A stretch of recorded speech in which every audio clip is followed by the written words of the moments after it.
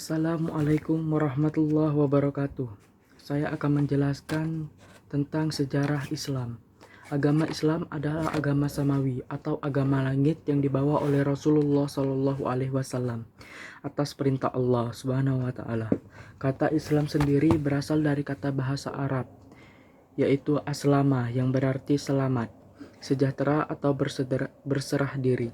Islam juga berarti kedamaian dan keselamatan yang berdasarkan penyerahan diri kepada Allah Subhanahu wa taala. Islam juga dimaknai dengan perbuatan bijak, dan orang yang menganut agama Islam disebut muslim. Pada saat sebelum sebelum agama Islam datang ke dunia, terutama di negara Timur Tengah, wilayah Arab dikelilingi oleh dua kekaisaran besar, yakni Romawi Timur di sebelah barat dan Persia di sebelah timur. Wilayah kekuasaan Romawi Timur mencakup Syriah, Mesir, Palestina, Turki, Asia Kecil, dan beberapa bagian di benua Eropa.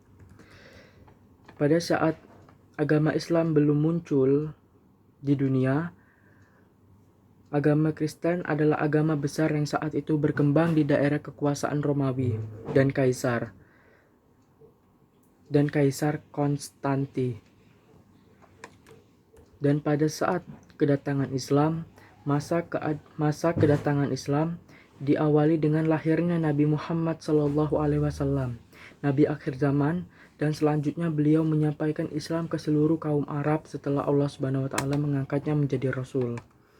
Pada saat kelahiran Nabi Muhammad, Islam datang dibawa oleh Nabi akhir zaman, yaitu Baginda Muhammad SAW, yang lahir dari kalangan bangsawan Quraisy. Ia terlahir yatim. Ayahnya yang bernama Abdullah bin Abu Muthalib wafat saat berdagang, dan ibunya bernama Aminah binti Wahab. Diketahui bahwa Nabi Muhammad SAW adalah keturunan Nabi Ismail. Muhammad SAW dilahirkan pada 12 Rabiul Awal tahun Gajah atau pada tanggal 20 April 571. Ketika Nabi Muhammad SAW berusia 40 tahun, dia diangkat menjadi rasul dengan turunnya wahyu pertama di Al-Qur'an yang difirmankan oleh Allah Subhanahu wa taala dan disampaikan oleh malaikat Jibril, yakni surat Al-Alaq ayat 1 sampai 5. Dakwah Nabi Muhammad pertama kali pada bangsa Quraisy yang tinggal di Makkah dan mengenalkan mereka kepada Allah Subhanahu wa taala sebagai Tuhan yang Maha Esa. Beliau menyampaikan bahwa Allah adalah pencipta seluruh alam, pencipta kehidupan, pencipta kematian, pemberi rezeki, dan lain sebagainya. Dakwah ini dilakukan secara bersembunyi oleh Nabi Muhammad SAW. Dari rumah sahabat, kemudian lambat laun dakwah disampaikan secara terang-terangan. Ada yang menerima dakwah tersebut dan ada yang menentang dakwah Nabi Muhammad SAW. Dan ada juga yang ingin mencelakai Nabi Muhammad dan mengusirnya dari Mekah. Saat agama Islam diperkenalkan, hanya ada 10 orang saja yang menganutnya. Di antaranya adalah Khadijah istri Nabi, Abu Bakar paman Nabi, serta Ali bin Abi Thalib putra paman Nabi. Strategi berdakwah Nabi Muhammad SAW ada beberapa strategi, yaitu 1. Menanamkan iman kepada sahabat. Nabi Muhammad SAW memperkenalkan tauhid kepada sahabat dan kaumnya sebagai dasar kehidupan manusia. 2. Dakwah secara bertahap. Dalam berdakwah, Rasulullah SAW menggunakan strategi dan tahap yang jelas. Beliau memulai dakwah pada keluarganya sendiri. Kemudian baru ia menyebarkan ke lingkungan terdekat. Selanjutnya ia menyebarkan ke masyarakat luar sedikit demi sedikit dengan mengajak sahabat yang telah memeluk agama Islam sebelumnya. 3. Memanfaatkan potensi yang ada. Nabi Muhammad SAW dalam dakwanya, beliau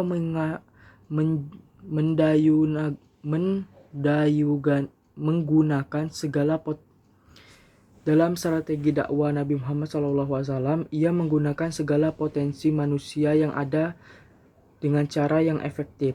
Beliau menikahi Khadijah dan mengajak pamannya yang memiliki kekayaan lebih untuk mendanai dakwahnya. Rasul juga memiliki sahabat yang memiliki pengaruh besar dalam suku Quraisy yang akan membantu dan melindunginya dalam peperangan seperti Umar bin Khattab dan Hamzah. Rasul juga memanfaatkan potensi intelektual sahabat seperti Ali bin Abi Thalib, Zaid bin Thabit, dan Abdullah bin Mas'ud demi kepentingan penyebaran agama Islam. Pada saat itu Nabi Muhammad SAW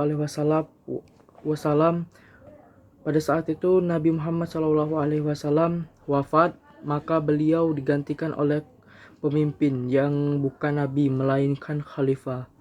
Ada 4 khalifah pertama pengganti Rasulullah SAW yang disebut Khulafaur Rasyidin.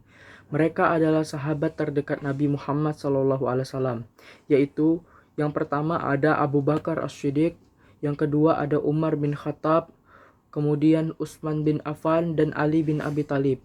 Tugas keempat khalifah tersebut adalah memastikan umat Islam tetap menjalankan perintah agama Islam yang diajarkan oleh Rasulullah SAW. Setelah masa khalifah berakhir, maka muncullah masa-masa dinasti di Arab Saudi, seperti masa Bani Umayyah dan Abbasiyah, dan kekuasaan dinasti itu menganut sejalan dengan menguatnya pengaruh Islam hingga ke Eropa dan hingga ke Eropa, kemudian ke Afrika. Islam kemudian tersebar ke penjuru dunia lewat usaha-usaha dakwah yang tidak terhenti dan tidak terputus setelah Nabi Muhammad SAW wafat.